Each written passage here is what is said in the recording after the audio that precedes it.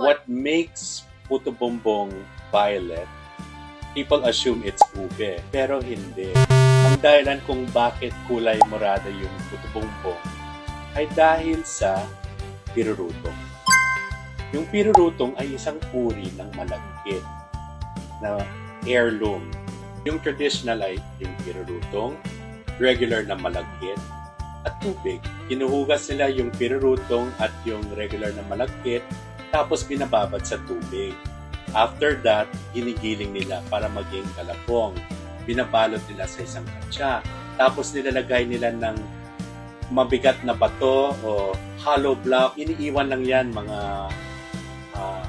8 o 10 oras hanggang tuyo-tuyo na yung kalapong. And from there, kinakayod nila para maging pulbo.